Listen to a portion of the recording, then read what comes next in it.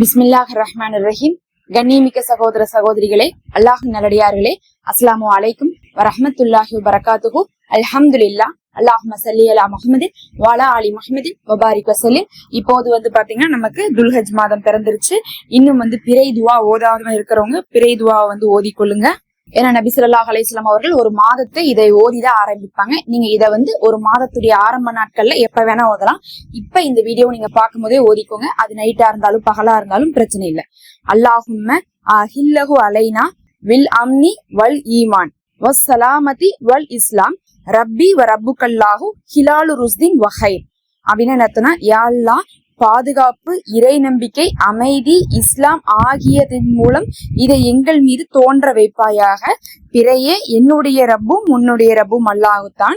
நீ நேர்வழிக்கான பிறையாகவும் நம்பிக்கைக்கான பிறையாகவும் ஆகிவிடுவாயாக அர்த்தம். அல்லாஹ் இடத்துல என்ன கேக்குறான்னா, இந்த மாசம் முழுவதும் நமக்கு என்ன கிடைக்கணும்? இஸ்லாம் கிடைக்கணும், அமைதி கிடைக்கணும், ஆரோக்கியம் கிடைக்கணும், இறை நம்பிக்கை கிடைக்கணும், பாதுகாப்பு கிடைக்கணும்னு சொல்லிட்டு பிறையும் சரி நாமளும் சரி அல்லாஹ் தான் வணங்குறோம். எல்லா படைப்பும் அவனதான் வணங்குது. இன்னும் இது எங்களுக்கு நேர்வழிக்கான பிறையாக ஆக்கிவே அப்படின்னு நம்ம துவா செய்றோம். இந்த மாசம் முழுவதும் உங்களுக்கு அல்லாஹுடைய பாதுகாப்புல எல்லாமே நல்லதா நடக்கும். நீங்களும் அதற்கான நல்ல முயற்சிகளை எடுக்கணும்.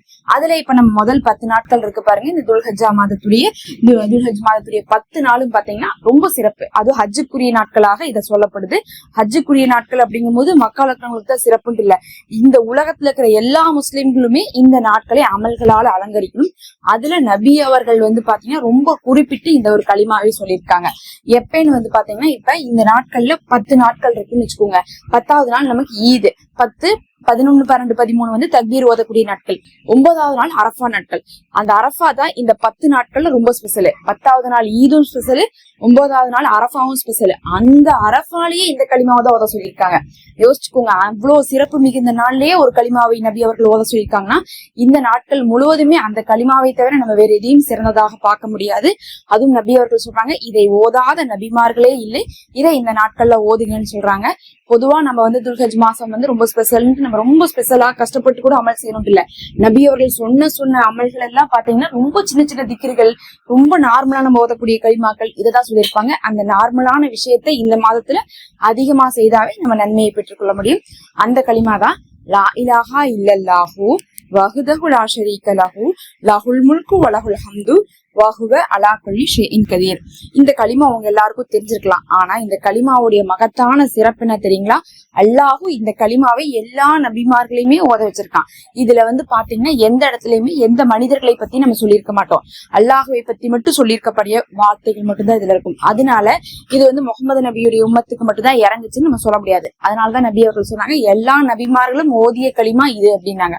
அப்ப உலகத்தில் தோன்றிய முதல் மனிதர்கள்ல இருந்து கடைசி மனிதர்கள் வரை இந்த களிமாவை உச்சரிப்பாங்க. இது அல்லாஹுடைய சிஃபத்தா இருக்கு.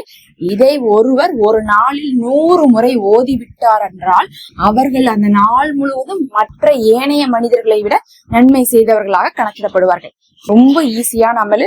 புதுசா செய்யறேன், நிறைய செய்யறேன், கஷ்டப்படுறேங்கிறத விட இந்த எளிமையான அமலை செய்யுங்க. இது ஓதற்கு கண்டிப்பா 1/4 மணி நேரம் ஆகும். 100 முறை ஓதுறதுக்கு ஒரே தடவை தான் ஓதணும் இல்ல, கொஞ்சம் நேரத்துக்கு ஒரு தடவை நீங்க ஓதிட்டுக்கலாம்.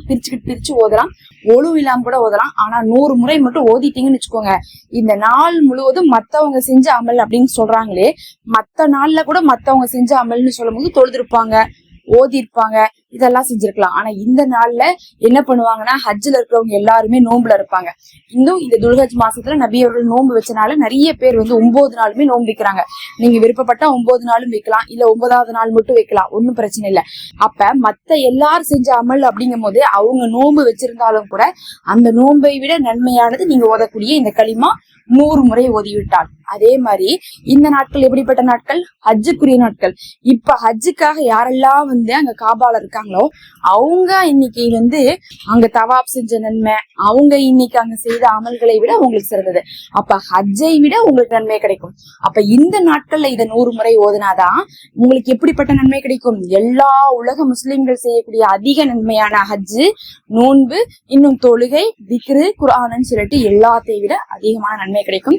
அவங்க எல்லாம் அதுக்காக செலவு செஞ்சு நேரத்தை ஒதுக்கி 24 மணி நேரம் இபாதத் செய்யறதுக்காகத்தான் ஹஜ்ஜில போய் காத்திருக்காங்க. அவங்களுக்கு அங்க வேற எந்த வேலையும் இல்ல. இல்ல, வீட்டு வேலையும் இல்ல, பிசினஸ் வேலையும் இல்ல. ஆனா நமக்கு இங்க அத்தனை வேலையும் முடிச்சு போட்டு நம்மளால செய்ய முடியலையும் போது அட்லீஸ்ட் இதுவாது நம்ம 100 முறை ஓதி அத்தனை நன்மை நம்ம என்ன பண்ணுவோம், பெற்றுக்கொள்ளணும். கண்டிப்பா இன்னையிலிருந்து தினமும் இதை 100 முறையாவது ஓதிக்கொள்ளுங்க. அல்லாஹ் போதுமானவன். நம்ம டெய்லி அமல்கள் போடுவோம், பார்த்து இந்த நாட்கள் 10 நாளும் செய்து அல்லாஹ் இடத்துல நெருக்கம் பெற்றுக்கொள்ளுங்க. அல்லாஹ் ரொம்ப விரும்புறான் இந்த நாட்களை நீங்க அமல் செய்வதை. அல்லாஹ்வே போதுமானவன். நம்மளுடைய துவாக்கள் அனைத்தும் கபுலாகட்டும். அப்பப்ப அமல் செஞ்சுட்டா துவா செஞ்சுக்கோங்க. அல்லாஹ் அந்த துவாவையும் கபுலாக்கிடுவான். அஸ்ஸலாமு அலைக்கும்.